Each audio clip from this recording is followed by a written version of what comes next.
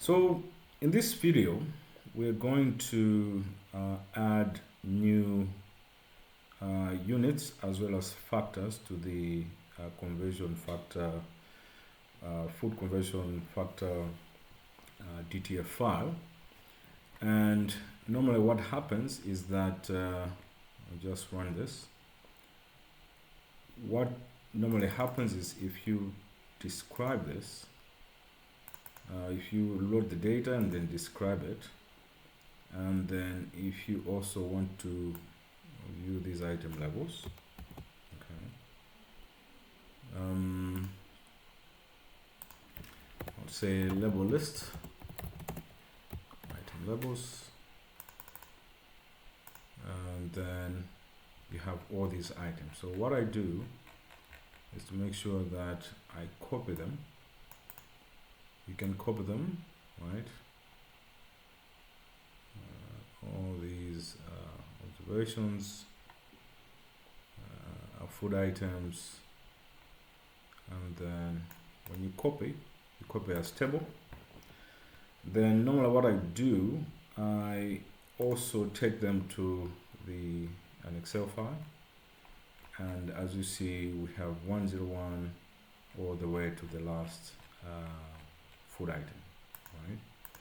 Then the missing units that are not in the conversion factor DTF file, you can also indicate that unit name and factor. So kg is a kilogram, and the unit, it's 1 kg is 1 kg. Then also you can do the same for liters, because 1 liter is similar to a kg, is 1.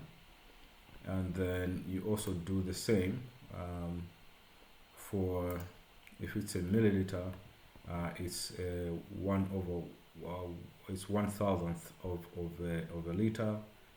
And then you can also do the same for a gram, which is 0.001 of a kg.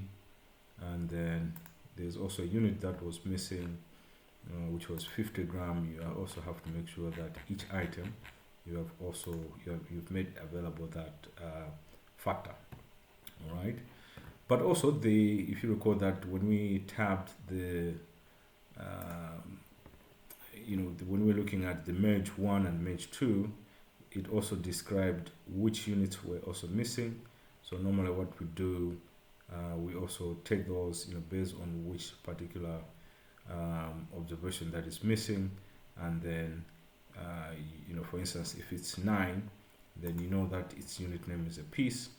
Then in the conversion factors files, you already have these factors there, so we put them based on these conversion factors that are already in the 2019-2020 DTF file that the National Statistics Office prepares. So you can do that for all the units that are there. So now what we do is, as we did earlier on, just clear your data, and then we can now construct these conversion factors. Okay, so the way we do it, we'll say it's the same thing, a heading for what you're going to do, and then we're saying we are going to create new units in our food conversion factor DTF. Okay. Once that is done, also close that. Then what I do is to save those Excel files in the consumption DTF file. So you construct in Excel, save it in your DTF file, and then we start with what we call a kilogram conversion factor, and then what we'd say is now import Excel, and we're using, I'm also going to it's the DTA path, this one. Copy that. That's what we're going to use, but in this case we're going to use the file name, which is kg conversion kg.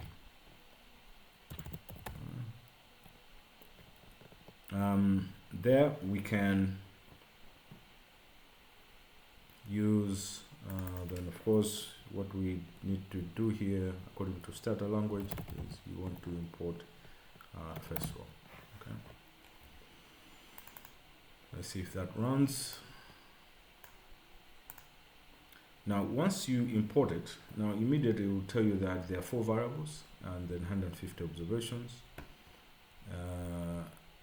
If you run it, that's what we have. We have the code, we have the item name, unit code, and then you have the factor. Okay.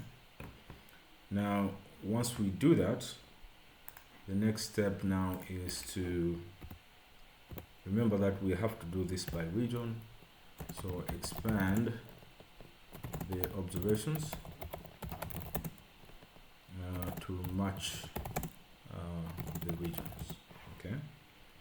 So what we do here, we're going to write a command, expand 3. In other words, every item that is there, triple it, and then by sort item code, we want Stata to generate a new variable called ID. Remember this, we used it earlier, and that has to be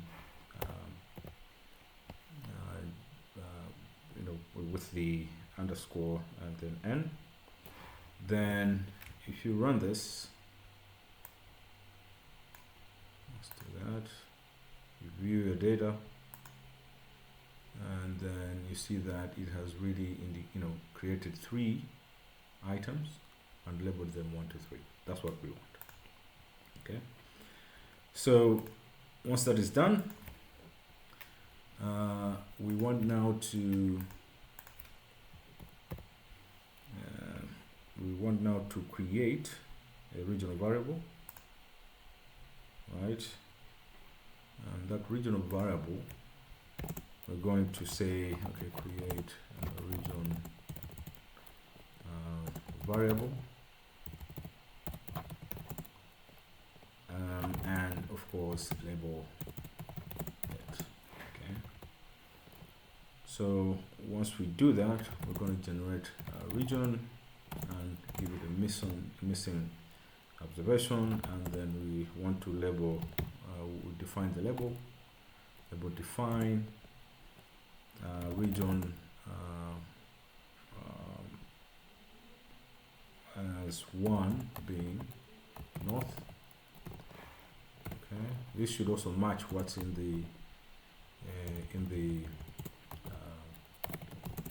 and then in the conversion factor file. So we have the central, and then 3 should be south. Okay, then we want to label values region. Okay, let's see if that runs. It does. You can view of our data file, and then it has labeled, but we haven't yet replaced the observations. So next is now we want to replace the region variable with appropriate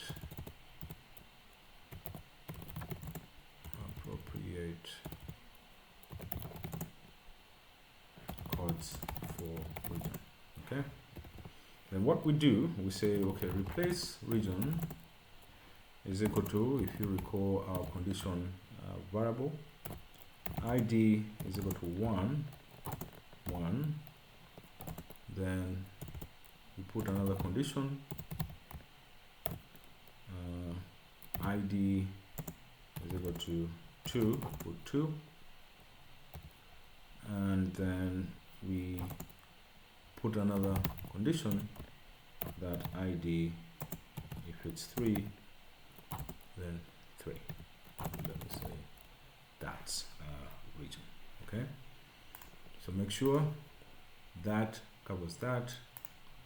That should also cover this, because this is within the condition, and then this will also cover this. Okay, we can run this, see if everything works. It does. It has made 450 changes. You can also view it. You see that it has now created a regional variable. Okay, so once that is done, we can now sort your item code and region, and then what we need to do is to drop any what we call extraneous variables.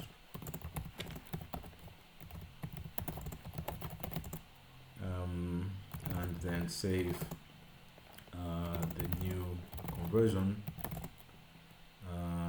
DTFI. Right, then we'll drop ID and then save this one as a new DTF file. As usual, as always, I like to save my temporary variables in the same folder, and then you can call this as kg conversion. All right. Then, because we are just importing, you can just clear the database. So we've replaced, we want to sort item code, and then we can clear. All right. Easy peasy, huh? Good.